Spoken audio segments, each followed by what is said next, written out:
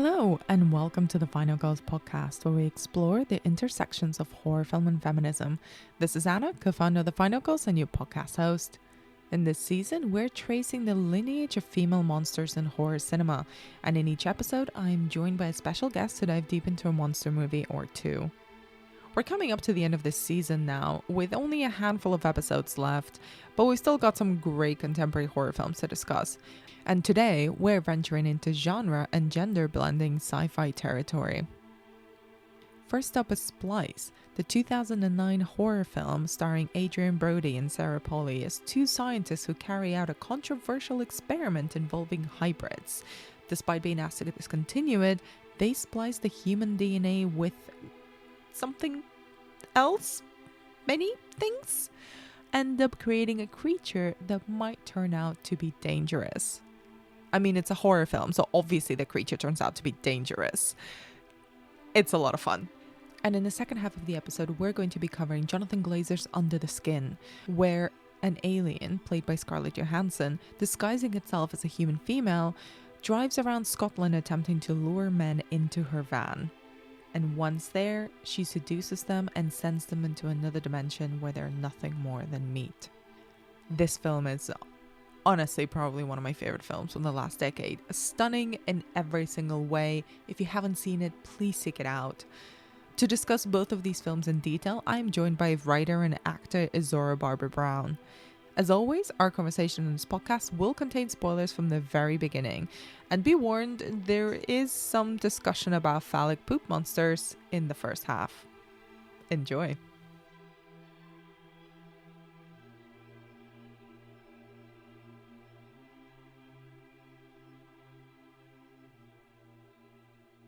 Izora, welcome back to the podcast. How are you doing? I'm great, thank you. Thank you for having me back. I'm excited because we arranged this recording months ago, I think, and have only sporadically been talking about the beauty of Under the Skin and the batshit craziness of Splice. Yeah, it's all I've thought about it a lot since you asked me to come and talk about them, and it's been really just bubbling up inside me until now. Because I've been like, oh, I can't wait to talk about these now. Because I'm obsessed with both of them in probably equal intensity, but for completely different reasons. I'm excited. Okay, so let's dig into Splice from 2009 first. Here he comes. Careful. All clear. That's it. Heart rate stable.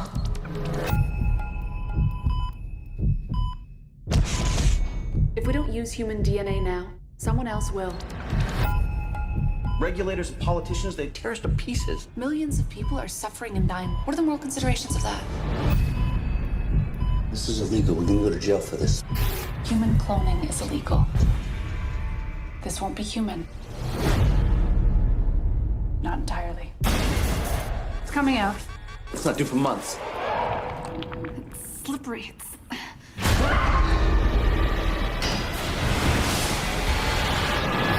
What was that?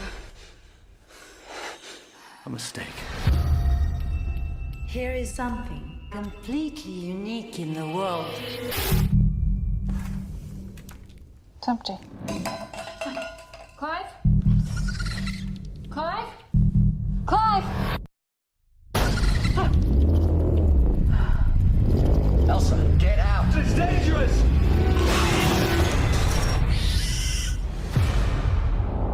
It's growing fast. Days within a matter of minutes. She's perfect.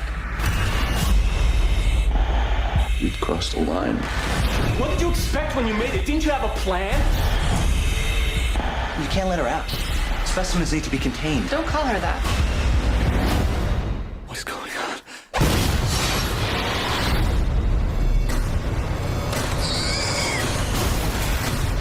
She's become unstable. This is the disaster everyone warns about. A new species set loose in the world.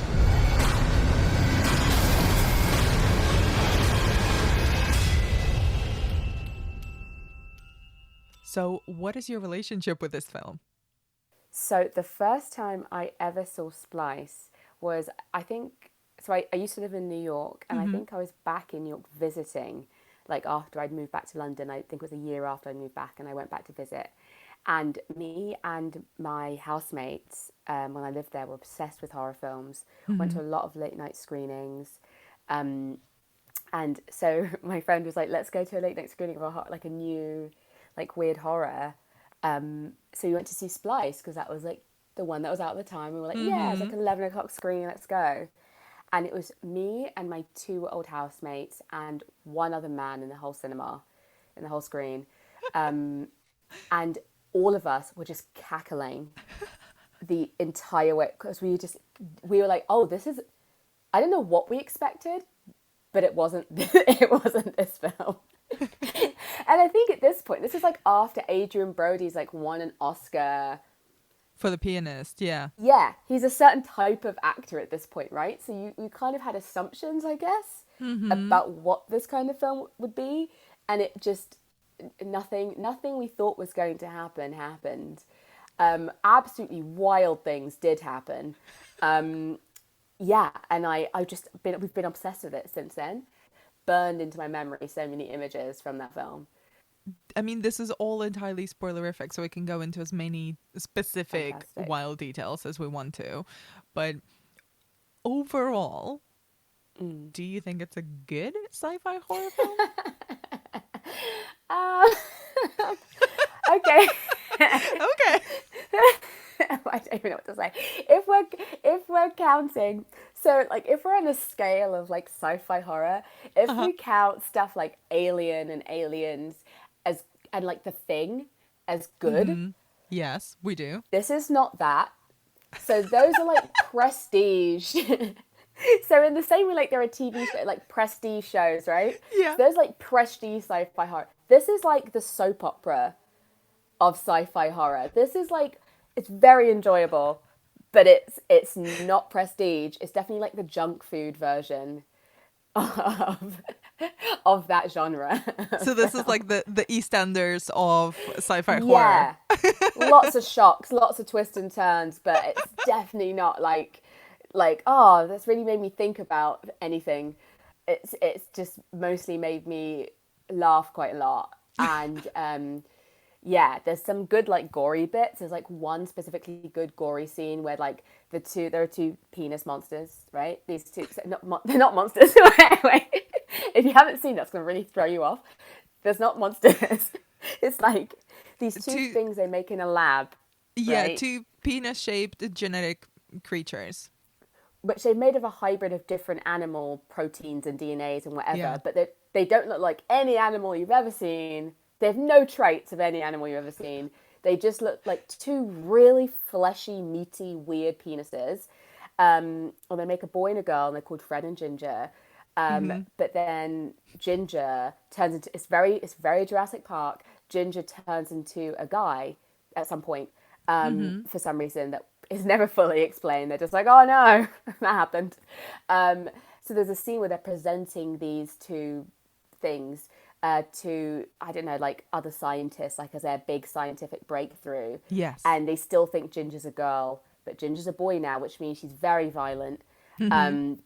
So the 2 penis monsters, rather than being all cute and like in love with each other like they were before, they have like little spikes out of their ends of their penis from somewhere. Again, I don't know what animal this came from.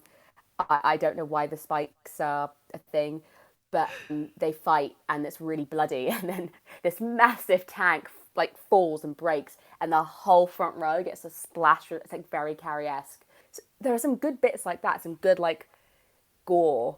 But mostly it's just insanity. Like nothing makes sense. None of the decisions anyone's making. These are meant to be very smart people. They are very dumb for smart people. Like very stupid. They make a lot of stupid. Like I'm sitting at home. I've never been. I don't know if you know this about me, but I've never been a scientist. It's not one of my things. I did not know. Never been one. So I'm not, I'm not clued up on my like bio whatever scientists they are, but even I knew watching it, like I'm pretty sure you shouldn't be doing any of that stuff. Pretty sure a lot of this is a mistake. A lot of this like genetic play is a mistake. So I don't know where we are in science. Again, I'm not a scientist. I don't know where we are scientifically as far as those things are right now in the real life. But I'm guessing they're further ahead. We're assuming they're further ahead than science. Science has gone so far in our real life. So they're able to create whole new species and things like that. And the leap from we've made these weird fleshy penis things to, hey, let's experiment with human DNA is so, it just comes out of nowhere. And it happens so quickly. I'm like, is that not quite the leap? Is that not quite the shocking? And it's very much like motivated by their bosses who want to patent it and kind of make it into medicine and things like that. Like that's the way that they sell it into Clive and Elsa, the scientists who create the penis poop monsters. And I say penis poop because for me they looked more like giant shits basically as opposed to penises. Giant fleshy shits. Yeah. Penis shit I think monsters. they also kind of look like a big testicle. They're so weird. I don't know who designed that. I don't know why sci-fi really loves. This is a big thing in like Aliens, in Prometheus, like all that. They love the phallic shape. I don't know what's going on there, what that is, but it's very interesting. In this case, it kind of reminded me more of. Have you ever seen the film Dogma? Yes. Do you remember the Golgothan, the kind of the giant shit monster that's in that film? Yes. Oh God, in the bar. Yeah, like offshoots of that, where they're kind of really fleshy and sort of veiny, but they also just look like Play-Doh / poop that, say, a child would play with. I've had a much more innocent read on this than you had. A much more innocent read. I'm just like, this is a penis. Like, even a little hole at the end where the little spikes, where the little like tendrils come out of, like, it's very phallic. I mean, you're not wrong. You're not wrong. It's extremely phallic.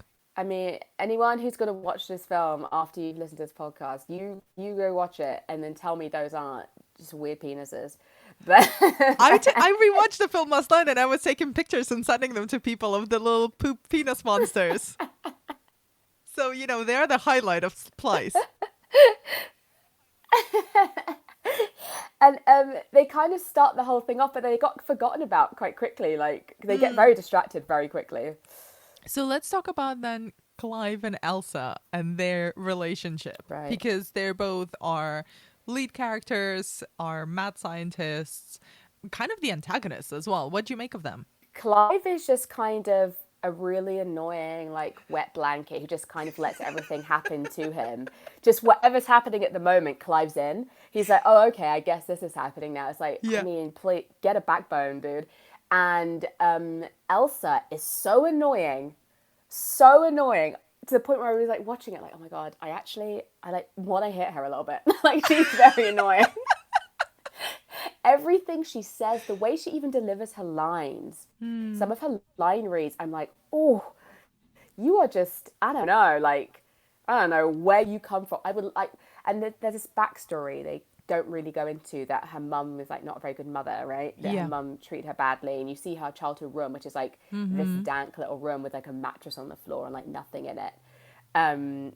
So you get the impression that she was possibly abused, but like they don't go into it enough to make you feel like, oh, she has reasons for being this way. She just seems like a dickhead, and so it's really, you're not on her side at any point. At any point, any decision she makes, you're like, no, this is terrible. You're terrible. And I mean, it's one of those, it's very like Frankenstein's monster, like, who is the monster and who is the man? Like, Elsa's definitely the monster. It's like very much in that vein. Yeah, and even when she says she loves, like, so they make a hybrid. Again, we don't know what animals it's mixed with, but it's got her DNA. They make some little creature that they then raise, which initially looks like a weird little rat, and then grows into like a kind of weird, kind of like, cute little kid. creature. Yeah. Yes, cute, but it's like ratish. and then it's like looks more like a little girl, and then she grows into like this kind of sexy woman with like weird legs and like wings. But she like says she loves her throughout all of it. I just never believe her. There's no point where you're like, oh, she does really love her, because she changes from being like nice to her to being an absolute dickhead. Well, you bring up something quite interesting that like I had completely forgotten about the film since I watched it originally when it came out, and it's that relationship between Elsa and Dren, the creature Yeah. that they create. Because you're right, like they make a big thing about Elsa's mommy issues and kind of the way that she Right. didn't really have like a nice childhood, and she didn't really have a strong relationship with her mother, and she's reluctant or doesn't want to be a mother, which is fine, totally fine. But they do talk about children. That's kind of the only one of the very few insights that we get into their relationship before they start creating Dren, this kind of human creature hybrid. Yeah. So what do you make of the relationship between Elsa and their creation? It's weird because obviously, like, it starts off because she says she doesn't want children. So you're like, okay, that's where she stands, which feels like a kind of weird red herring because then she's so keen to raise this thing they created. Even when they don't know what it is initially, they don't know how it's going to grow, they don't know they get the idea it could be dangerous. It has like a spiked tail, so they get the idea she could be dangerous. And then she slips into this mother role really quickly. So it kind of comes out of nowhere where you're just like, oh, she didn't want to be a mother like 5 minutes ago. And now she's like literally like being like, oh, hey, sweetheart. Like, so the reason that the creature is called Dren is because it's nerd backwards, which is, I mean, I don't know who wrote that, but like, oh no, like, please. Feels like so on the nose. And then they call their daughter Dren. But yeah, she slips into this role, but then they never explain enough about her or about her past or about how she actually feels about this thing that she's created. And if that's what changes her, that you don't really know where she stands. And because she flip-flops in how nice she is to Dren back and forth throughout the movie, it's like, is that because she, even though she feels motherly towards her sometimes, she actually first and foremost is a scientist and therefore is always going to revert back to like kind of a colder view of Dren is still a science experiment, or is it because she doesn't know how to do it, be a mother, because her mother was so awful? We don't know. So it's hard, like I was saying, it's hard to be on her side because you just never have enough information. But when Dren, she finds it easier to be nice to Dren, I guess, when Dren's little. Yes. And then the minute Dren gets older and gets a mind of her own, it wants things and has, not opinions, I guess is the wrong way to phrase it because she never really talks. But the minute she has like a sense of self is Or when desires. Elsa really has issues with her, starts to have issues with her. And is like genuinely like incredibly cruel to her, like quite a lot. And on the flip side, Clive is initially like very much like this is a terrible idea, very wary of what they're doing, and gets to be a lot like nicer to her. Like once she's alive, once she's in the world, he's like has the view of, oh, well, now she's alive and we're looking after her, so we have to be nice to her. I mean, he goes too far. He's too nice to her at one point, but but he never has this feeling. It seems that he's detached from the idea of like she's an experiment. Once she's alive and she's a person, essentially, he completely accepts that and he doesn't view her as an experiment anymore.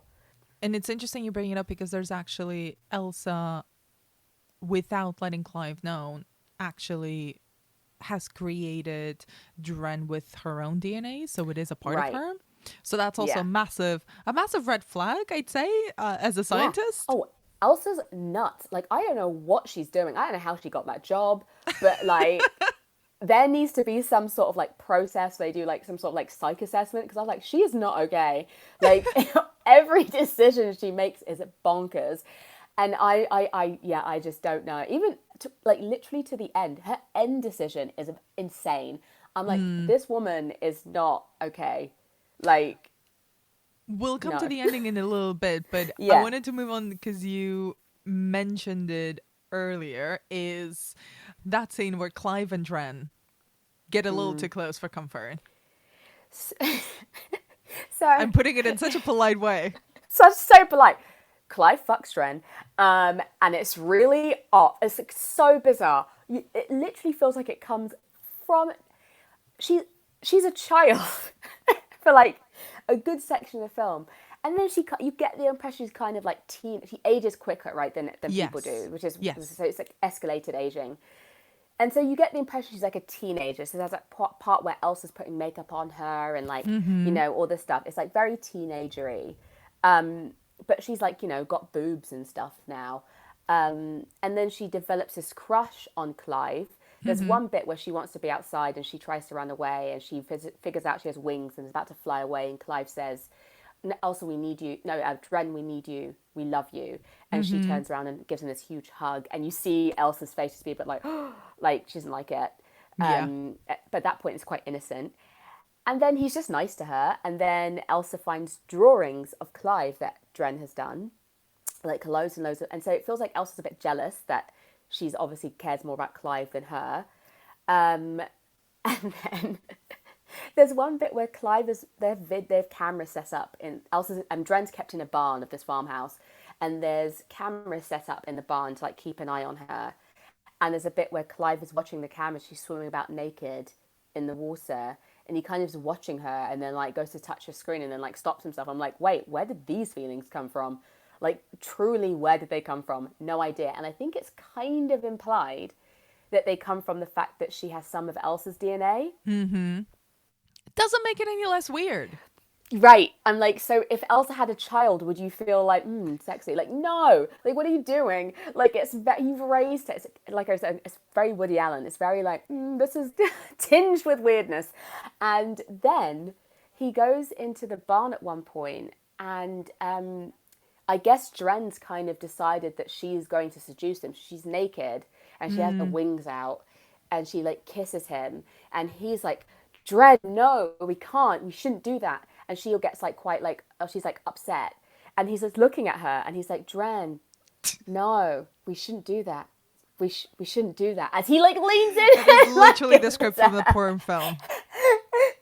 That's 100% the script. Like, it takes him half a second from like no to being like, yeah, anyway, we shouldn't do that. And then he's like, oh no. And also, let's keep in mind that Dren has never had sex before. So this is her first time with her dad, essentially. It's very weird. And it's not like they kiss and he's like, oh, what does this mean? Straight to banging. Straight to having sex. Like, right in there. So before this, Elsa's cut off her tail spike, right? Elsa's had a flip out about Dren and like had an argument with her, and then Dren's like almost spiked her with her tail spike. So Elsa, in like the cruelest moment she has, ties her to a table and like severs the end of her tail. And it's like very dark, that scene. So her like end of her tail is bandaged up, but then what happens while she's having sex with Clive is her spike actually comes through anyway. Regrows. And so you don't know if that's just, you don't know if that's a reaction to just like, she's never had sex before. Maybe that's just what happens when she orgasms, or I don't know. But like, the idea is that she might be about to kill him. We don't know. But we never know, because Elsa walks in mid-sex, and then like Adrian Brody's like running out after in the snow with his pants down, and it's very awkward. They also get over that very quickly, because it's more than like, it's so complicated an issue.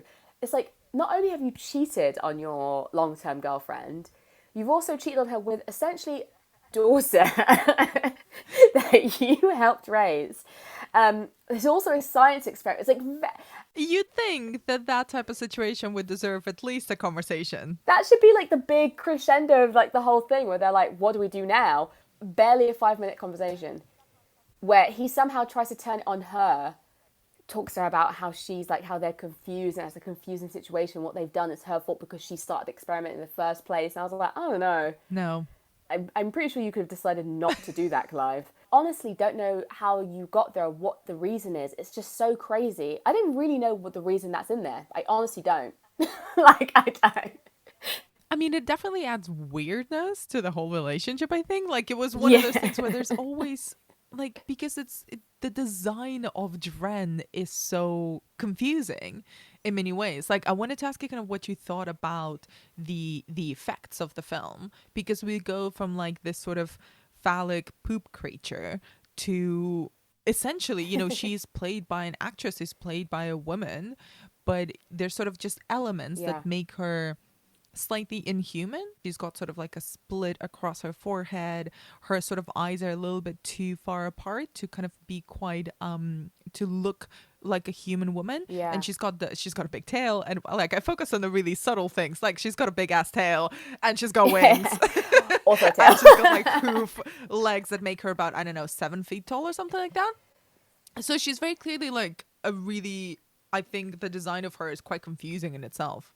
Yeah, because they really, and they actually don't show her legs. I'm sure that's more of a budget thing than an actual thing, but they don't show her legs that often.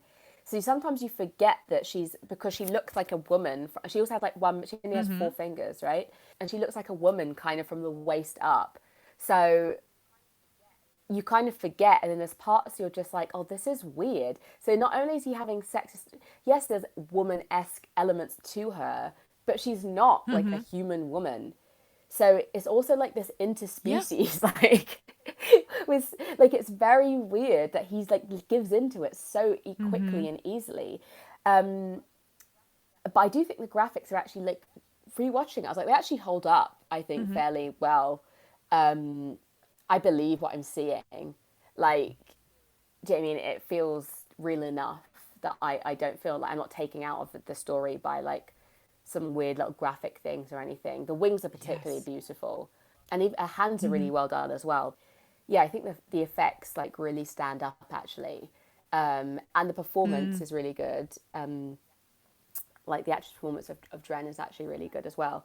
There's also a weird through line with sex throughout this. I don't really understand again why, but there's also the part where Dren's like still a child, and they're keeping her in the basement of the lab. And they've just put her to bed, and they're on the couch outside like her curtained off bedroom. And they decide on the couch, where they're separated just by a curtain from this child, that that's a good time to have sex for the first time in ages. So not go home or go to literally any other room in the lab. They're like, no, let's do it on the couch, like meters away from the weird alien child we're raising. And you know what's baffling about that scene is that Elsa's wearing tights in that bit. And rather than just take her tights off because they're somewhere quite secure, like, I don't know, it's not like you're doing it like behind a building somewhere, you have to be like quick and discreet. It's like you have time to take your tights off. He like rips her tights, which really is such a small detail. That would really annoy me. I'd be like, let me just take my tights. Don't rip my tights. I have to wear these like for the rest of the day. Like, it's such a small detail, but it's so confusing. I'm like, why wouldn't you just stand up and take them off? I'm really confused by this. Like, she's wearing a skirt. It's the passion. But it's not even passionately done. It's like very gently, just like, oh, just like slowly tear these. It's like, or she could just, I'm really confused by what this is a choice you made. And also, Dren is awake and gets up and starts watching them. And he sees her watching through the curtain and just carries on. And it's just like, so there's also this weird element. So also her first exposure to sex is watching Adrian Brody's face have sex without, like, it's just very weird. Like, I so mean, maybe it's that's where it comes from. It's really weird that he sees her and continues. Because essentially they're her parents. Like, if your parents catch you like accidentally walking in on them having sex, like the natural thing for them to do would be to stop. You would really hope. But no, and that's what's confusing about this film, because they're obviously their position in the story is of their Dren's parents. And so it's weird how much they deviate from that, like how quickly and easily they deviate from that in like these moments. Yeah, like same as in the moment where Elsa cuts off her stinger after she attacks the cat kills the cat and attacks Elsa. But like I made this note where it's like actually they put her in a dress and they sort of treat her like a little girl and they treat her like their sort of surrogate daughter, but in a lot of ways they also treat her as not just a scientific experiment but also just like a dog. Like they treat her like a pet. Yeah. And which is what triggers her, right? This is what causes, is the reason Dren kills the cat is because Elsa makes a comment about, oh, it's nice to have a pet. And like Dren's like, fuck you, and like kills the cat. But they still feed her out of a bowl. They're still feeding like vegetable mush. It's not like she gets a plate of food. They've not taught her to use knife and fork. They've not made her like food that's like, they feed her out of a bowl. so they're treating her like a daughter, but also like this, and they're keeping her in a barn. And there's one also weird bit where Clive says, when he said, like, they say something like, maybe we should move her into the house, and she's like, someone will see her there. It's like, who will see her in this farmhouse in the middle of nowhere if she's in the house? Why would they see her in there but not in the barn?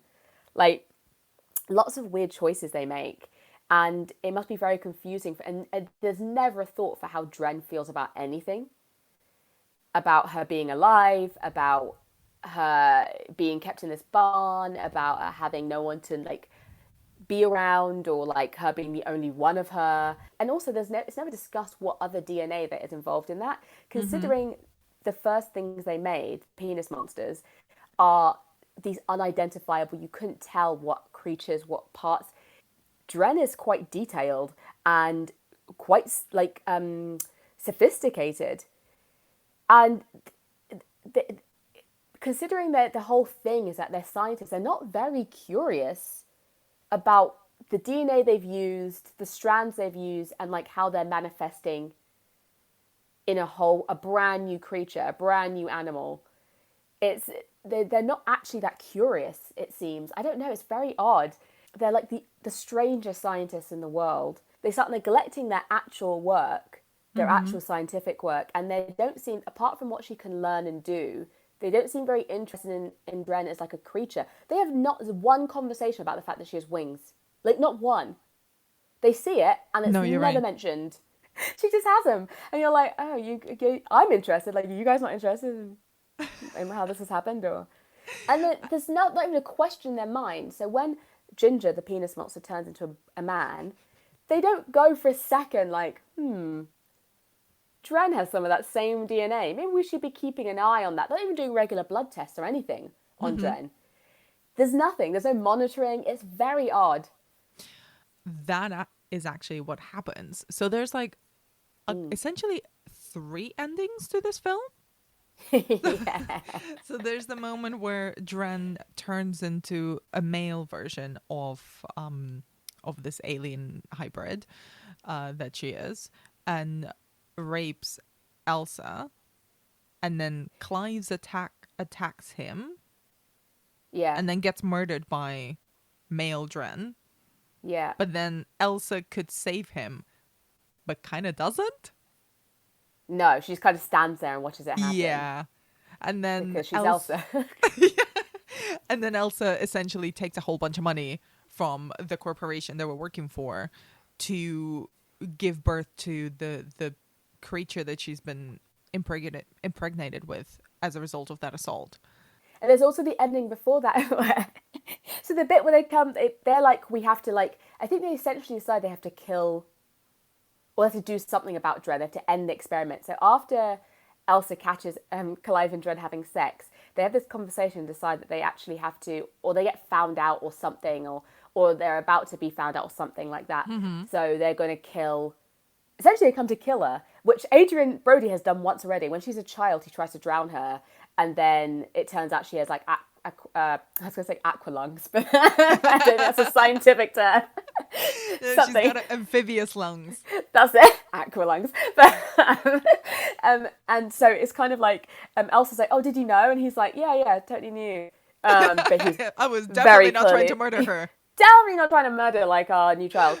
And so then, because she's like aging rapidly, when they come to like murder her, they find her floating in her little like pool thing, and she's like dying, and then she dies, and Elsa's crying, even though they were just about to come and murder her, so this has taken like a job off their hands. Elsa's crying, and they bury her, and then their boss turns up. So that's like the first ending, where you're like, oh, she's dead, and they've been found out. And then this thing starts flying around, and it's male Dren, and as we learnt from Ginger, when you're a male one of whatever, you get very violent. So this male Dren wants to murder everyone for some reason, again, that we never know. So it just starts flying around. It kills Clive's brother.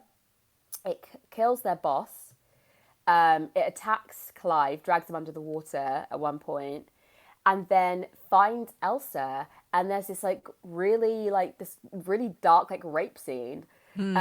And the part, so this is, I mean, it's not funny. Rape is never obviously funny, but there's a part in that scene where Elsa's kind of like, what do you want? And like, keep in mind that female Dren never spoke a word. Male Dren in this terrifying voice is like, inside you. And it's like, oh my God. Like he just like says, like it's really prolonged. He like says inside you to her. And it goes back to something that Elsa said before. She says to Dren, when Dren's still a girl, she says to her, there's part of me inside of you. So that's like a phrase that male Dren obviously remembers. So he says it during a rape in this terrifying way. And again, we don't know the motivations, we don't know why, but is determined, and it's really dark. And then Adrian Brody comes and like saves the day, kind of. Elsa just kind of like could kill Dren, but just kind of waits for Dren to like stab Adrian Brody in the heart first. And it's like, I think she wanted Clive to die at that point. I really do. Like, I don't know what Elsa's motivation is, but I don't know. She just seems to like be a bit chaotic. And even at that point, she didn't even seem that like bothered by Clive's death. I don't know, man. Like, I don't know what Elsa's deal is. I don't know what her problem is. But even the way she talks to Clive in some of the film, it's like, you do not like this man. He just does what you say. It seems like she's so like mean to him sometimes. She just disregards his feelings and opinions about so much that I really don't think she cared that he was dead. She was just like, I was going to give it a second because hopefully I'd have to deal with you after this, like a lecture from you after this either.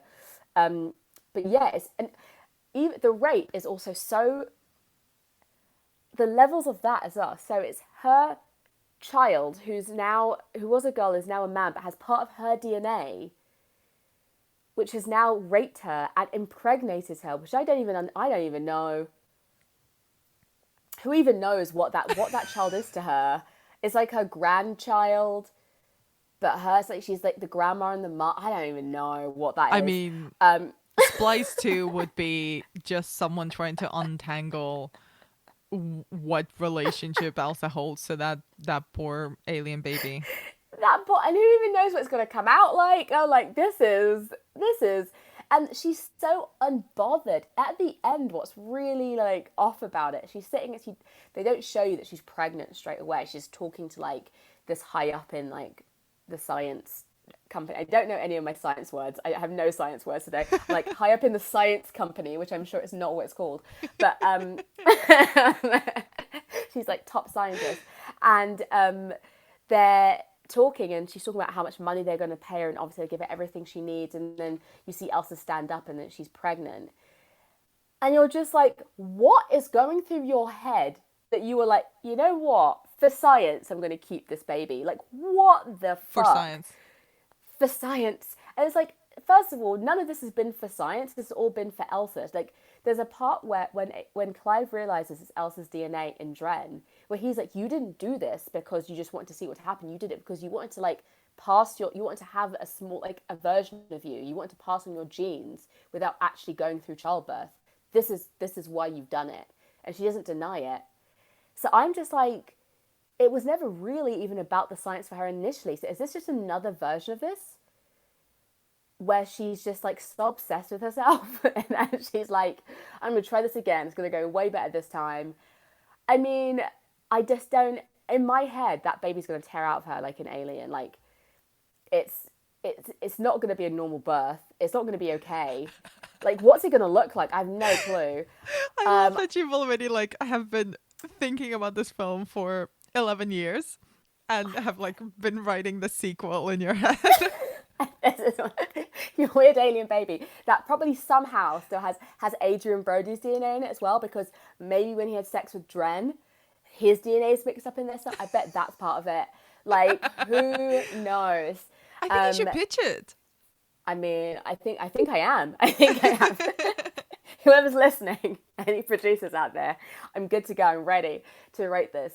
But yeah, it's how calm she is at the end, that she's pregnant with this baby that she literally doesn't know what's going to do to her body, and she's heavily pregnant. This is like 8 months later, I think it says.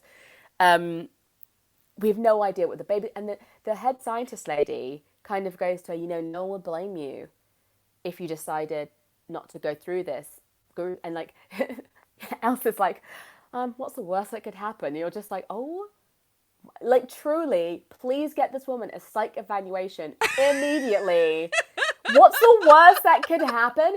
I don't know, Elsa. You could give birth to another like weird monster child and it could murder everyone you know and then rape someone else. I don't know, Elsa. Like, what's the worst that could happen? It's very, I cannot figure out like a lot of like what the thoughts behind some of the choices. And even I have so many questions. I would love to sit down with a person who wrote this film and just ask a million questions, because I'm just like, I want to know just the reason behind some of your choices. Like, for example, what was Clyde's plan had Elsa not walked in on him having sex with Dren? Like, what was the plan there? Like, how I would love to see how that scene went. Like, Elsa didn't catch him, they finish, and then what? Like, and then would he like be wanting to like date Elsa for the rest of her short life until she was a man? I don't know. Maybe like, would it continue? Like, what? I don't know. Like, I'm so curious. Was he just never? I mean, Dren can't speak, so she's not going to say anything. But like, would she understand that you're keeping it a secret from Elsa? I don't know what the plan is. I don't know how this goes. I feel like we need to move on to Under the Skin, or like your head might explode because of the number of questions that this film is raising.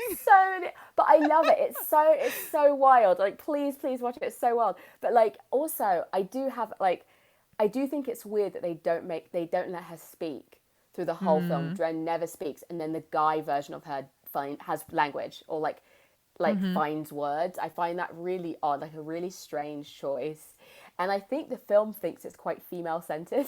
It is not. It's a very odd film for that reason, that women are centered, but it doesn't feel like it's for women, like, at all. Before we move on to Under the Skin, would you recommend people seek this film out? Yeah, because I thoroughly enjoy it. Like, I've never had a bad time watching Splice. It's not boring, that's for sure. So if you're just looking for something that's not going to be too challenging and has some like good graphic-y bits and like just enough suspense, it has like 3 endings, you're not going to be disappointed. I think you're going to have a fun time if you watch it. Don't watch it expecting like prestige. Yeah, highly recommend. That's some strong recommendations right there. So from the EastEnders of sci-fi horror, moving into probably one of the best science fiction films I've personally ever seen, Jonathan Glazer's Under the Skin from 2013.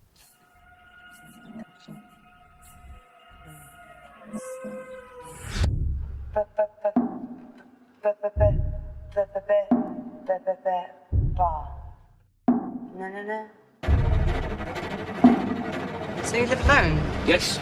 Think I'm pretty? All right, I will just.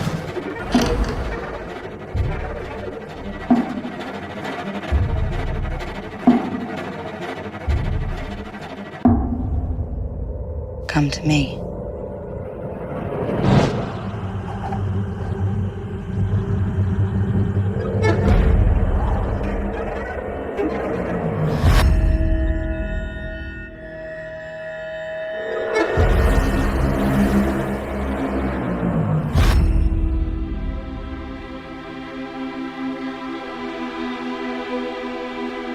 When was the last time you touched someone?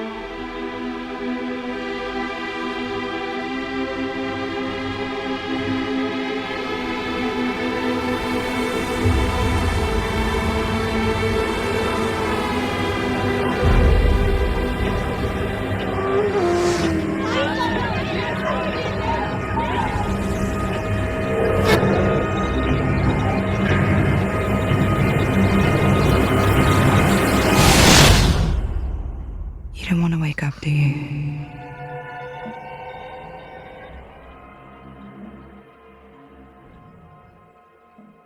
So what did you make of the film when you first saw it? And Has your opinion changed since you rewatched it? No, I absolutely adore this film. And the first time I saw it, I was actually lucky enough to be at Picture House when they had the Jonathan Glazer and Mika Levy there to do the Q&A Amazing. afterwards.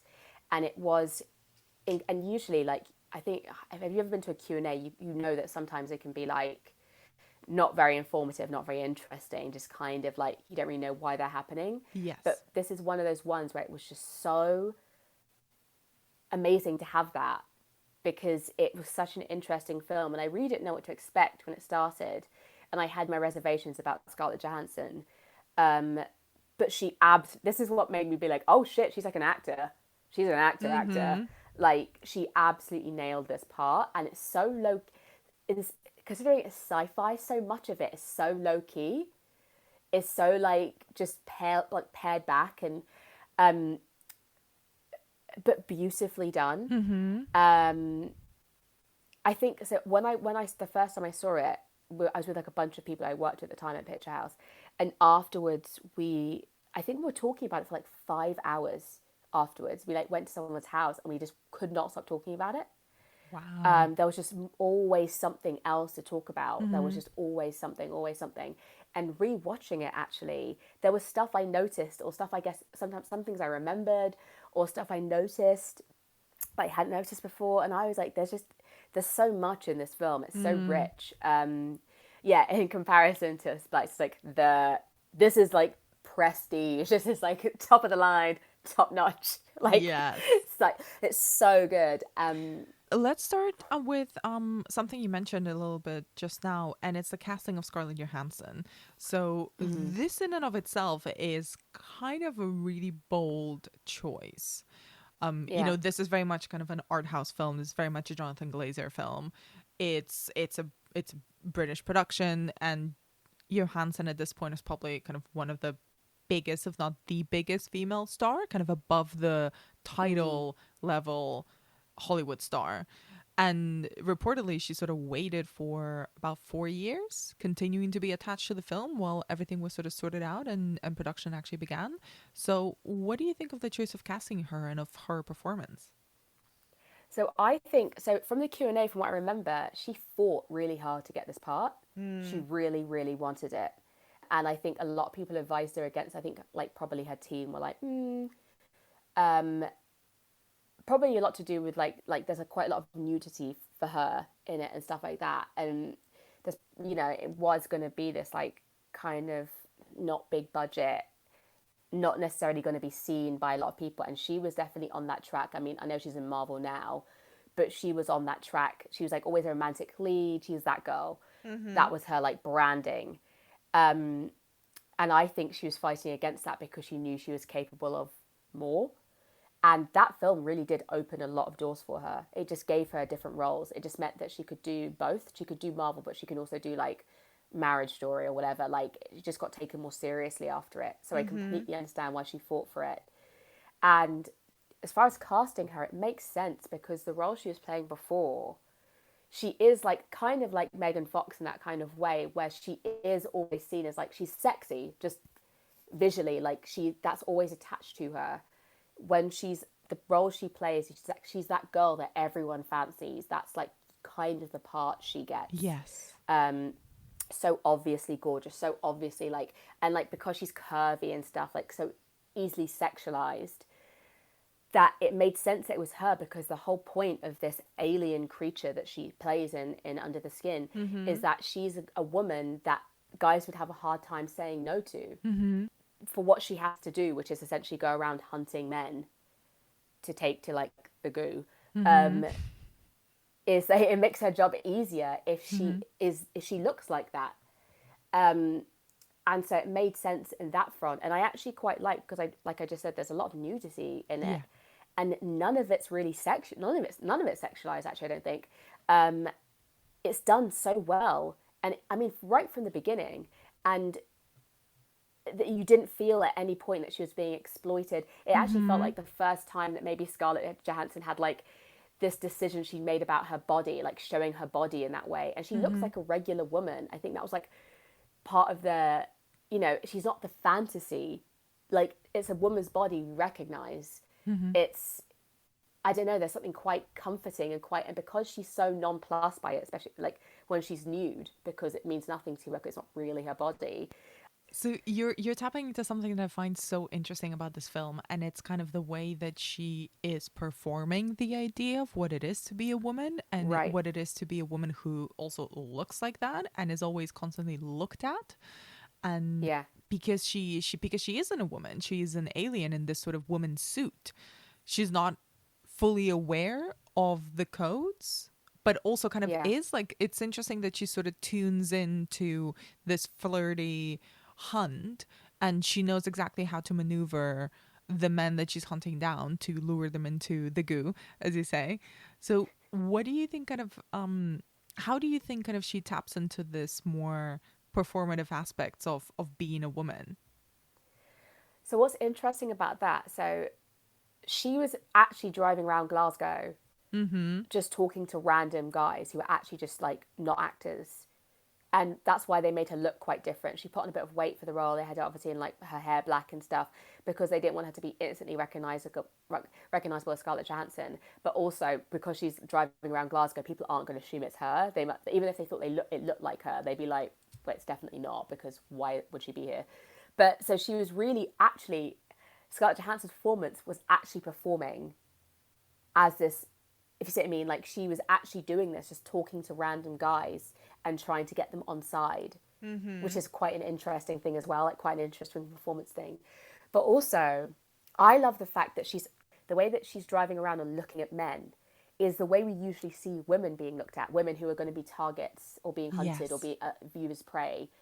I don't think I've ever seen men being shot like that, and you really feel it. You really feel like she's hunting you. Like any of you could like be the next one. And I think it's very interesting that she's this woman. She's driving around in a big white van, and she's stopping at the side of the road, and she's talking to random guys and being far too interesting. He's using the guise of like, oh, I'm asking for directions, to start talking to them, and then she quickly starts asking questions about them to get them into a personal conversation.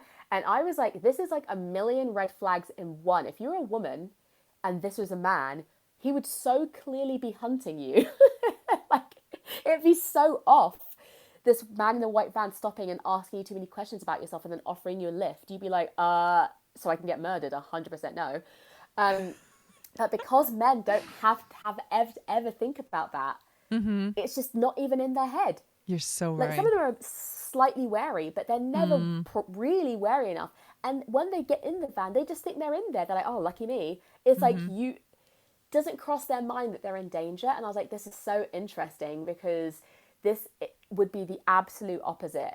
Like, and I don't think it's by accident that it's a white van, that she's doing it in that way, that she's not going to, like, I mean, there is a scene in a club, but she's not going to bars to pick up men, and that's how she's doing it, that she's driving around. Because I'm like, we know that there has been men that do stuff like that, and the fact that it's not something that men have even worried about, like they don't even have to worry about, to the point they would just get in someone's car and go to the house.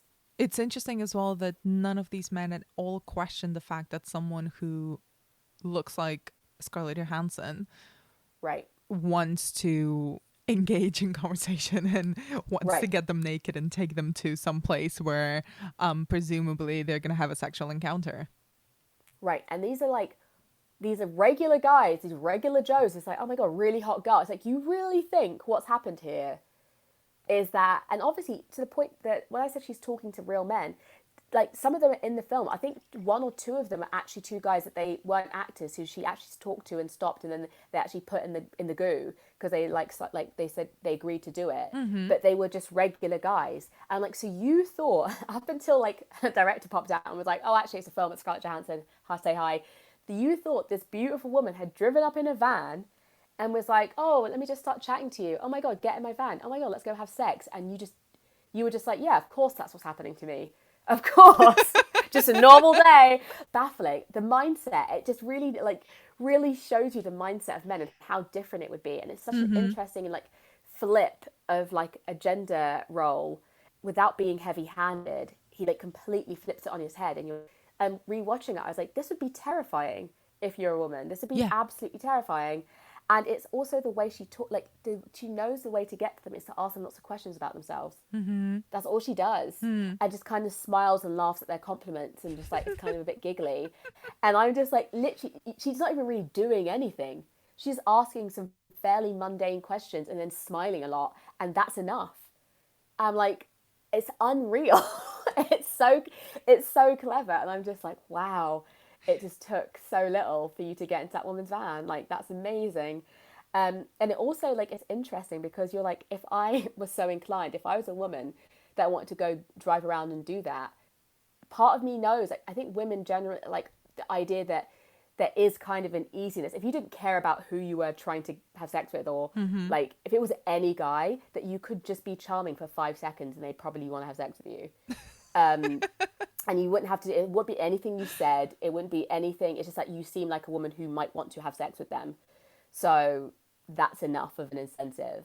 And it feels like something we kind of know, but obviously we're not usually putting into practice. But the fact that it was put into practice, it's like some weird social experiment. And like, I would love to see the date run. I'd love to see the takes they didn't use of like guys she talked to, because I bet there's loads, because none of it's like a real woman. It's all just to get them into the situation. So she doesn't really have a personality, but that's part of it. That's why it's so like creepy and like clever. She doesn't need to have one. And what do you make of the way that she actually murders them, of the scenes in the goo? I love the goo scenes. That's like the only bit that's really like feels like high tech, if you know what I mean. Like it feels like they threw the budget at that part, those parts, and it works. I love that they all have erections. Like, I love they kept that in, even in stuff like that. Like, I'm like, It's so unusual to see that. an actual erect penis on screen. It's like, well, they're about to have sex. They think they're about to have sex. And like, I love it. It's also the fact that they're just walking into the house and they're already erect. The idea of Scarlett Johansson undressing is enough to have them fully erect. I mean, impressive powers. But when they're walking, they're slowly sinking into, she's walking across this like black plane, and they're slowly sinking into the goo. And the entire time they're sinking, they never look down and go, what's happening? Their eyes are firmly on her the whole time. And it's such a gentle descent into what feels like kind of a womb-like like atmosphere. It's like very gentle. And we do get one part. There's one guy who we see, the one part we actually see in the goo, where we see what's happening underneath the goo. So the guy sinks, and then we're seeing it from where he is, and we see her walk away on top, like as if she's walking on glass on top, and we see him like kind of floating there, and he's not panicking. It's like he just doesn't really know what's happening, but he's kind of like disoriented is like also the wrong word. He's just like very calmly like looking around, like kind of like, oh, and like he doesn't really understand how he got there, but he doesn't seem that concerned until he sees this man, this other man who's obviously a previous goo victim, who's like, so he's like floating. This is also a really amazing bit of like special effects, where it looks like his skin's kind of being empty, so he's still like the shape of a man, but he's like very soft. Yes. And he's kind of screaming out for help. So he's obviously been there for a while. And then he like gets like something happen. Like there's kind of like a clap. It's like the one bit that makes you like kind of jump. There's like this kind of like sharp sound. And then his skin is just emptied, and his skin is just floating around in the goo. And then you see like the sludge of whatever's been like sucked out of them, like going on like a little like treadmill thing.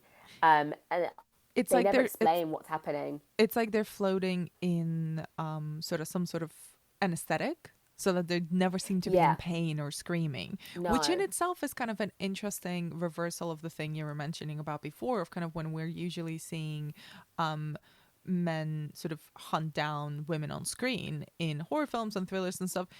Or I'm not saying it's for everything, but kind of the general kind of brushstroke is that usually there's quite a lot of violence and pain involved, and kind of the image of a woman screaming is kind of one of the most indelible images of horror films in general. So the idea that she is, you know, this alien pretending to be a woman is luring these men to these horrendous deaths, but it's all very quiet.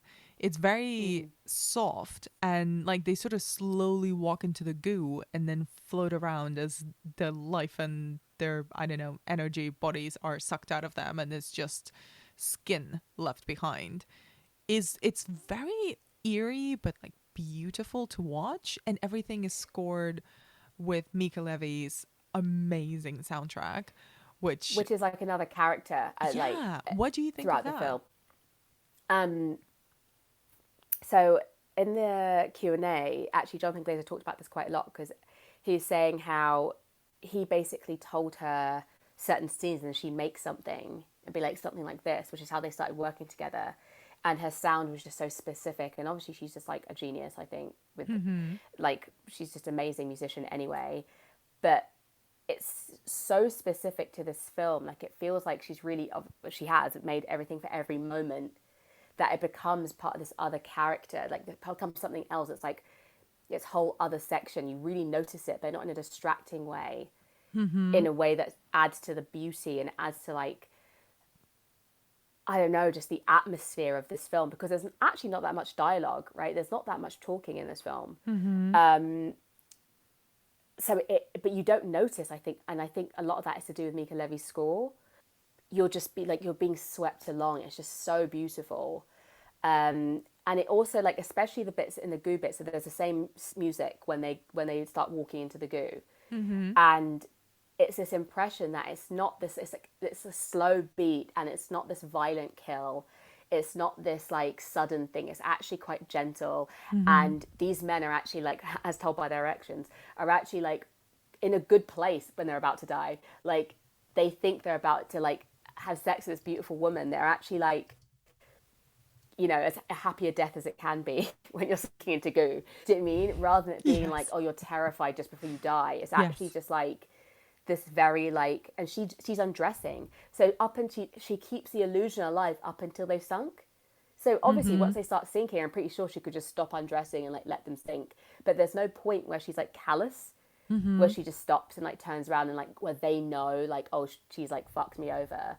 It's she keeps the illusion going up until like right until the end.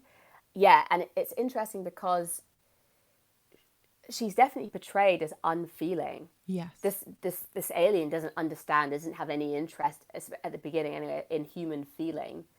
And I was saying to you, right, so it's like at the very beginning, to get her first set of clothes, she's undressing this dead woman.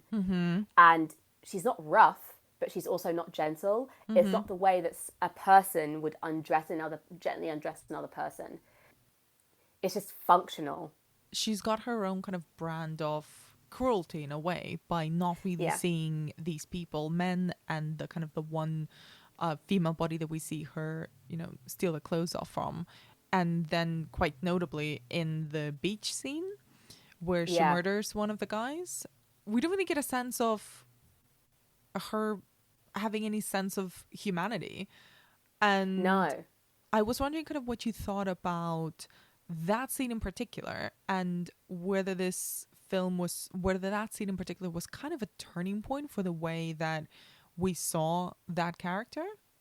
So when she's hunting men, right, I think we're more okay with it. I think especially as women watching it, not okay with it, but you're kind of like, oh, okay, well, that's what she's doing, fine. And then the beach scene, so she's obviously there initially to hunt that surfer man. She waits by his towel for him to come back. He's a man. She asks the usual questions like, oh, you're here on your own? Oh, you just like, you know, to get information about him, to check he's on his own. And then the scene plays out kind of off to the side that then changes that plan. I think it's choppy water. Their dog can't swim back. A woman, it's like a family on the beach. A woman goes in after the dog. The husband goes in after the woman, and they've left their baby on the beach. She just has no reaction to it. So the surfer runs off to go and try and help. And he goes and like rescues the man. And she just kind of slowly walks over with no expression on her face, watches it all play out.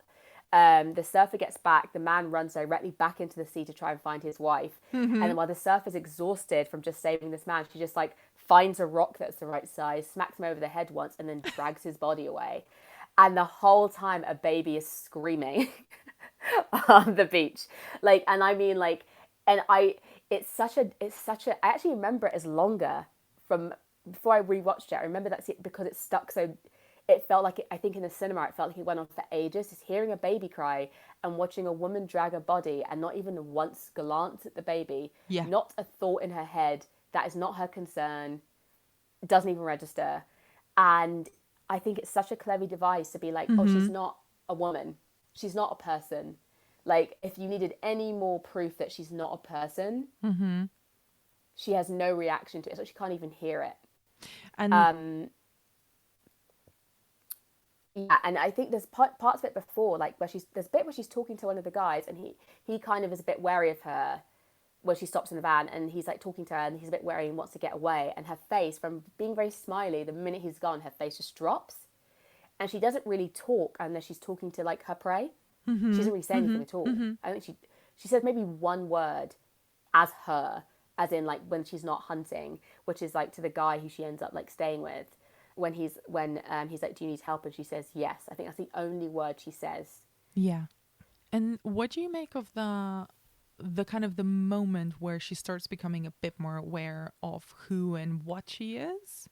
The fact that she is wearing this woman's suit, but she's not really human, and how she reacts to this one guy that she picks up who actually treats her kindly. Yeah. So what's interesting with her development, with her change, is actually, even though she doesn't react to the baby on the beach, there's a bit later on where she's in the van and there's a baby crying in the car over, and it makes her think of the baby on the beach. She like looks around a bit like, oh, it like throws her.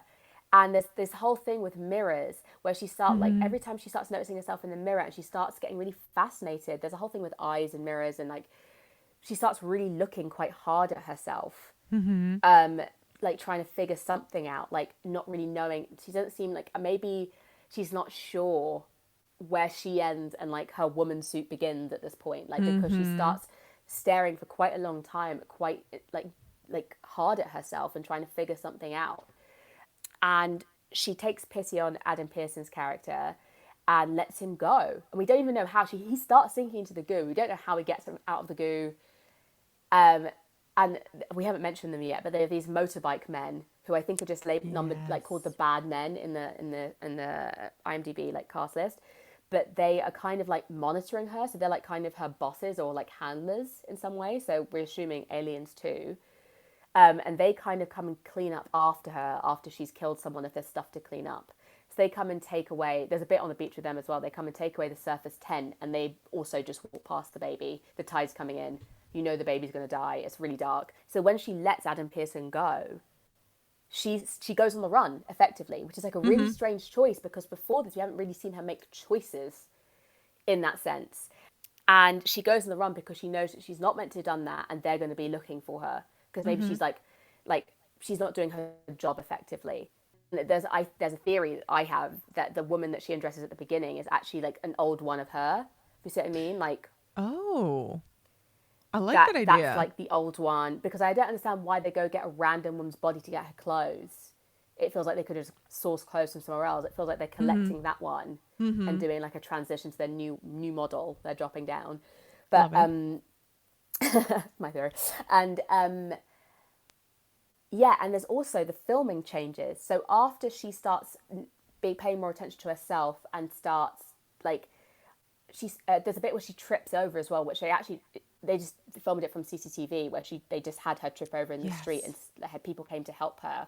Obviously, they relied on human nature that people would come and help her up, and her perspective changes. Suddenly, she starts seeing. First of all, she starts looking at women more, but more like noticing them in pairs or as a unit, or like three women together, or as like a family, or like she starts noticing that. And then there's a whole scene where before it's always been through a pane of glass between, like, there's always a pane of glass between her and people. So it's always through the window van, like she's looking at people. And then there's scenes where she starts looking at people. It's always close-ups of people in the street. There's like quite a big like section of like cuts of them where she's really starting to notice people as people. She's like noticing, oh, that they're individuals. She's starting to notice their humanity and not just as fuel or meat for the goo. And then she starts questioning what she is. So then, yeah, so she runs away, runs out of petrol, starts walking, and then she starts to like explore. Like it's almost like a robot becoming self-aware, I guess, as it is what it's akin to. Is she tries to eat cake, right, and then she realizes she can't eat, right. So it's a thing she didn't know about herself before. She doesn't sleep really, as far as we know, and she can't eat food, and then she's just walking, and we don't know where she's walking. I feel like she's just walking and walking and walking until like she's just gonna walk until I guess she's found by the motorcycle guys. And then this guy like helps her, and he's kind to her, and she looks so confused. Like her performance in this part especially, she's so baffled by this man just like gently like trying to look after her. And he takes her to his house. He like makes her food she doesn't eat. And I love the scene where she's watching Tommy Cooper again, just completely baffled, just like what is happening. And everything he does that's nice, she just looks so confused. And there's a beautiful bit as well where he puts music on in the kitchen, and he's washing up, and he's tapping his foot, and she starts tapping her hand. And I'm like, this is literally, it's like she's just discovering. She's like learning, and she's learning that she might like to be a human actually. Maybe she wants to stay. And they go on like a weird little day trip, which is adorable. There's a bit with the heater. He puts a heater in the room for her in the spare bedroom that he's having her sleep in. And she just watches him do these kind things and just like looks really confused. Yes. And then when he's gone, she stands in front of the mirror naked and is just not looking at her body. And I feel like this is also a genius stroke from Jonathan Glazer, because I feel like a lot of films would have been tempted to have her look at her breasts and look at how like womanly she is. But she's looking at her joints. She's looking at her knee and her shoulder blade and her elbow and how her body actually works, how it looks like this body works. And she's just like learning about it, and she's fascinated. And she's like a child. Like it's such a beautiful scene. And again, even though she's nude, it's not in any, it doesn't even really feel voyeuristic. It feels so like innocent in a way. Also, she's decided that she wants him to kiss her, right? She's sitting there with her eyes closed, like again, like very innocent, like kind of putting her mouth out, waiting for him to kiss her, because like she wants to, the feeling is she wants to experience these human things. She can't eat, okay, fine, but maybe this human thing she can experience. It's actually quite a sweet scene. Like it's a love scene, I guess. Like, and she's smiling so much through it. Like, which is the first time we've also seen her smile when she's not hunting again, right? It's genuinely her. And then there's this almost comical part where he's trying to like insert himself into her, and it's not working. And then she like jumps up and grabs a lamp and like holds it between her legs, because she realizes that she doesn't, I guess whatever's happening down there, it doesn't work the same way as a regular vagina. But this is like such a shock to her, and she's like she's really upset. She thought she was so close to being like, oh, I'm gonna have this human experience. I can do this now, and she can't even. Like it just feels it suddenly makes it impossible. And we don't even see her leave that guy's house. We just know that she's left. It somehow makes it impossible for her to stay there. She just continues her journey like into the like Glaswegian wilderness. And the fact that she's been using sex to lure these men, and that it can never even go to full fruition, like it can never even go the full way, which she also didn't know. Like she's been using sex to hunt this whole time, but she can't even do it.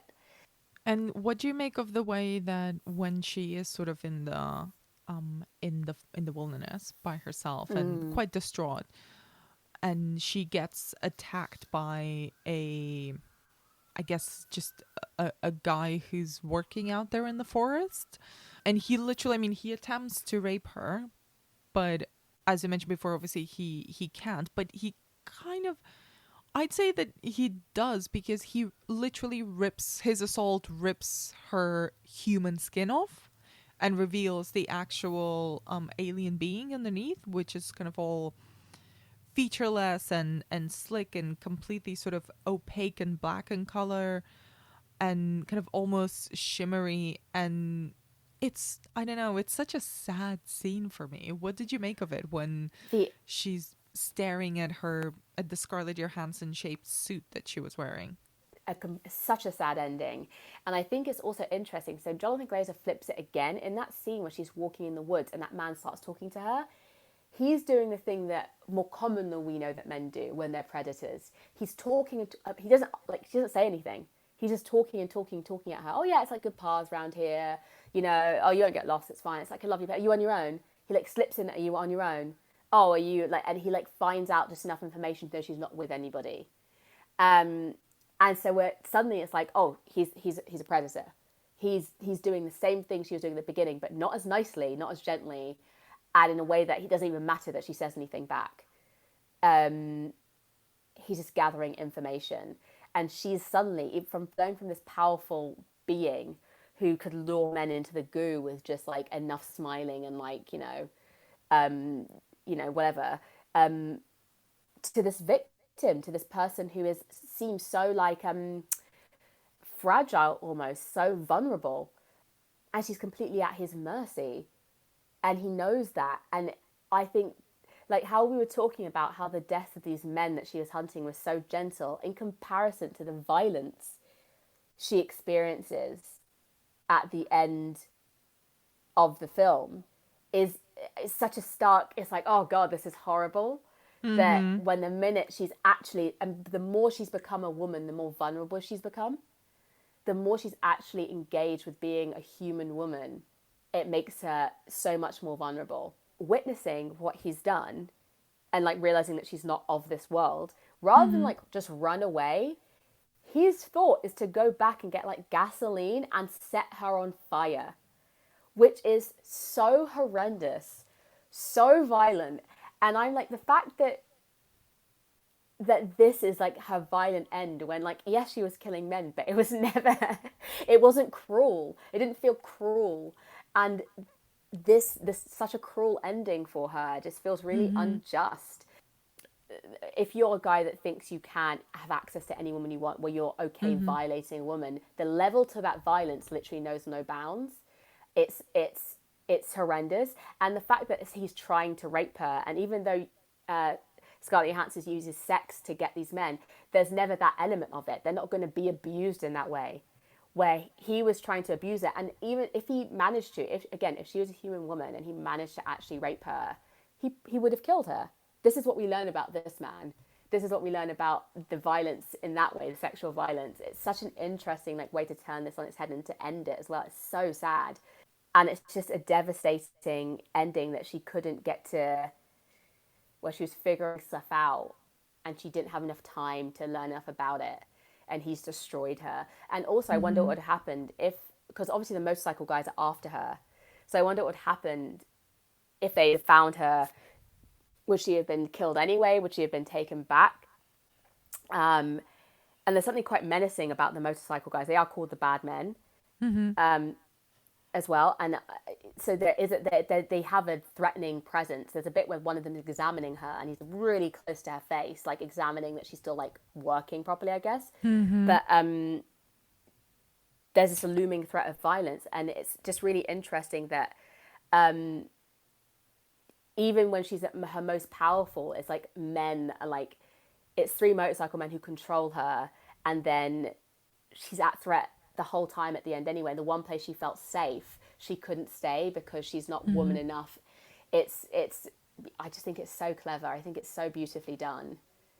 I think it's so gorgeous, but also so devastating, especially that last shot. The fact that she has been, in that final assault, she has been kind of stripped of her skin, of this kind of facade of humanity, but then also could have just been left alone. Like you said, he could have just left. But that final shot of her sort of burning in this vast forest and dying by herself alone, kind of devastated and not kind of quite human. It's really bizarre, because we're basically now empathizing with quite a unfeeling, quite cold, undefined, unspecified creature that has been wearing the Scarlett Johansson suit for the majority of the film, and we only get a glimpse of them for a few minutes at the end of the film, and then they're gone. And it's the solitude that really gets me in that final shot. Is the fact that they die and no one's there to mourn Yeah. them. They don't really get a name. I mean, she No. doesn't get a name throughout the whole film, and the kind of the implications. And obviously, this is based on a sci-fi novel as well. So there's kind of a wider world building that has been filtered through the Jonathan Glazer artistic lens, which I think kind of makes it a completely separate entity almost from the book. Yeah. And it's this, I think there's something really powerful, like you say, about it talking about the experience of feeling the pain of both the assault and also all of the pain of the aftermath. And then also Yeah. just being left alone in that wilderness to die. Yeah. There's And it something makes you- so intensely sad about it. And you're nervous for her. Like, again, it plays on what the fears that we already have, in the sense, like, a woman wandering around the forest alone, it's already a bit like, puts you a little bit on edge. Even though she's hunting these guys, you're a little bit on edge that she's driving around at night a lot of the time. It's a bit Yeah. like, oh, that's why I think it's so easy to get on her side, because we're still viewing her as a woman. Even though we're seeing that she's unfeeling, you're just like, yeah, but she's alone, and like, is she not in danger all the time? And Yeah. then eventually she obviously is, from all the things we're scared about as women in general, being on our own, being somewhere unusual, being lost. The things that we're most scared of happen to her. And it's not lost on me either. Like, when she's hunting, she's dressed in that little like fur jacket thing, and she's wearing heels, and she's dressed to attract men. And by the end, she's like wrapped up in that guy's like giant coat. You can't really see any of her body, and she's still at danger. So it's also that idea of like a woman using her body to get something. Like, she's using it to hunt these men, to do this stuff. And then, but it doesn't matter if someone wants to take something from you. It doesn't matter, like, if you're not using your body right then, if you're not actually like trying to do anything right then, because he's just seen an opportunity. And the fact that he must have been like hovering around waiting for her to like go to fall asleep. The idea of like, how many other women he's done this to, there's like other implications of that. I think the first time I watched it, I cried. It's when she's looking at her own face, and then in that completely white, like, she's in the snow, she runs out into the snow, and like that's where she burns to death. And then it like pans up to like the snow falling from the sky. It's like completely white, and it was really, really moving. It's like something. You'll just watch something have a chance at life. Yes, they started out as this functional creature, but then it felt like they had this real chance at something else. And because she took pity on the guy, and she tried to escape, you want her to escape. You want her to achieve whatever it is she wants to achieve. Like, whether that's like, I don't know, I'm sure she wouldn't have got a job or anything like that, like boring, but like, you want her to be able to explore the things she wants to explore. You want her to be able to learn all the things she wants to learn. You want her to have like a nice time. When she's in that man's house, it's just nice. It's like, oh, I actually want this for her. Just to be warm and looked after, and like not have to do that thing, not have to be just a functional like creature, to like actually maybe enjoy things. Because as much as she doesn't feel anything when she's hunting, she also doesn't seem to enjoy it either. There's nothing. So it's not like she derives any pleasure or glee from hunting these men, or from tricking them, like, or anything. If she doesn't catch one, she doesn't catch one. She doesn't feel like any way about it. So she's not like, in that way, even though yes, she's like seen as like, she's like the monster of the film, she's not evil. She's not coded as evil. What she's doing, for whatever reason she's doing it, doesn't feel like as sinister somehow. Like, I don't know how that's happened, but it doesn't feel like quite so sinister. It feels like, well, I'm sure she has a reason. Like, that's really the takeaway I have. I don't know why she's doing this, but I'm sure she has a very good reason to be like murdering all these men. I like, have we heard her side of it? I mean, it's very clear where your allegiances lie, Zara. I know, I'm like, do we mind? I don't think so. And it's also the fact that, like, again, like, what's monstrous is what happens to her at the end. That guy's a real monster. That's something to actually really be scared of. And like I was saying, these men, she doesn't force anyone into her car. It's not like she is kidnapping men. There's nothing forced about it. She's not forcing these men at any point. And so the fact that like the actual monster is the guy who tries to force himself on her, and then when he can't, when something he doesn't understand happens, his instinct is to like, don't know why, he just sets her on fire. And it's just like, he finds out all that information about her in the woods. He's like, oh, you're on your own. Oh, you're not from around here. Oh, okay. Like, finds out all this information about her. And then it's not like he then asks her, oh, do you want to come to, do you want to, it's, he takes it to then prey on her, to then use it in a violent way against her, which is like, you know, really, it's monstrous. It's really terrifying. And what we're scared of, like what we're scared of when we talk to strange men. And she doesn't have that knowledge either. She's not learnt that fear. So she doesn't know it's weird. So yeah, it's really sad ending, but also just really beautiful. Like there's all these little details in it, and her performance is fantastic. The guys who aren't actors are really good. The guys who are actors are really good. And Jonathan Glazer said, because obviously it's like it wasn't a massive budget for the film. And he said during the Q&A, he was like, people were really worried. Like I think producers and stuff were quite worried that Scarlett Johansson would be like not okay with some scenes, would be quite hard to keep her happy. And Jonathan Glazer was like, she was fantastic. She was game for everything. Obviously it was freezing a lot of the time. She's driving around actually in this van, talking to strangers, doing this British accent, and they were worried that she wouldn't understand the Glaswegian accent, but she apparently was fine. She understood all of it. And was just game for every element of this. And it really comes across. It's really committed. Like there's not a moment where it breaks for me, her performance. There's not a moment where you don't know exactly like what stage she's at. And the difference from her at the beginning to her by the end is so lovely, such a lovely journey. But like I'm still used to, even if she's dressed, I'm used to seeing her like quite sexualized. So to see her like this, and I, as an actor, I don't really have an issue with being nude necessarily on stage or on screen. It's more how it's used. I'm just like, oh, I completely understand this use of nudity, and I completely understand why she was so comfortable with it. It really adds. It actually adds to the story, and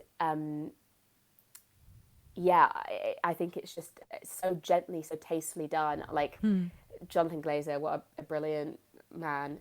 Yeah, everything about it I think was inspired. The casting, everything, really good choices. But yeah, it's another one. So like Splice, the monster in it, I don't really feel like is actually the monster. I was just about to ask you actually, like, how do you think these two films speak to each other? So they both feature like what would be the female monster, right? Something that's not human, or not like what we know as human. But looks vaguely human, or looks very human, and under the skin's, looks like Scarlett Johansson, but we know it's not human. And we're told that they're the threat. Scarlett Johansson in Under the Skin, yes, very much so. We see her hunting. Yes, she's the threat. And as far as Dren is concerned in Splice, she potentially is dangerous because she has a spike in her tail, because they don't know what she's going to do or what she's capable of. Or really what her thoughts are or anything. But actually the bad things that happen is because of very much just down to human nature, not their human nature, but people around them. It's how they're viewed, how they're used, what they represent. Like, and so actually the female monsters aren't the ones, like I was saying, Scarlett Johansson wasn't coded as evil. Because whatever she's doing, it just seems very practical, whatever it is. Like, it feels like they need men for fuel in some way. Like, that's kind of what it feels like. Which, yes, even though it's cruel, these men had to die for fuel, it's just it's a practical thing rather than like a sadistic thing. And Dren in no way asked to be made or to be there. And now she has feelings and thoughts, and no one cares about those. And in the same way Scarlett Johansson develops feelings and thoughts, and it ultimately is her demise, and it's Dren's as well. What starts really unraveling them is Trent's attraction to Adrian Brody, and Adrian Brody's accepting of that. Like, he just goes along with it. And that's ultimately like what starts her descent into like into the worst things happening. For Scarlett Johansson, it's like, like, give a man an inch. She lets one nice man be nice to her, and then she thinks that maybe men aren't so bad, and lets that creepy man in the woods talk to her, and then look what happens. Yeah. So it's everyone else around them. They're not being allowed to like be. In Under the Skin, it doesn't even feel like it's her idea to come down and hunt men. It feels like something she's been sent to do. Like, it's a job she's doing. She's not even in control of that part of it. It's not even like she's like an evil monster, like stalking around, like, I like hunting men. It's literally like someone's gone, right, this is your only objective. This is the only thing you do. You literally can't do anything else. So I think both of them have like choices taken away from them. And the question is, like, would they be considered monsters if they were taken care of? If they did experience more kindness, and if humans weren't so terrible, if their thoughts and feelings were cared about, would they have continued being monsters? And I think in both cases they wouldn't have. That's such an amazing note to end on as well. Zora, thank you so much for your time and, well, your enthusiasm about Splice and your amazing insight on Under the Skin. Where can people find more of your work online? You can find me on Twitter. I'm Azara_BB. I completely forgot my own Twitter handle then. I've actually written for Bloody Women, which you can find at the Final Girls website. I've written some reviews and an article for Bloody Women, which is great. There'll be some stuff coming out soon, but everything will be announced on my Twitter if you want to find it. Thank you so much. Thank you so much. It was so much fun, as always. And that's it for this episode of the Final Girls podcast. You can find us on Apple Podcasts, Spotify, or wherever you get your shows. If you can, please leave us a review on Apple Podcasts. You can find out more about what we do on thefinalgirls.co.uk and follow us on Twitter, Instagram, and Facebook at Final Girls UK. We're recommending a streamable spooky film every day throughout October.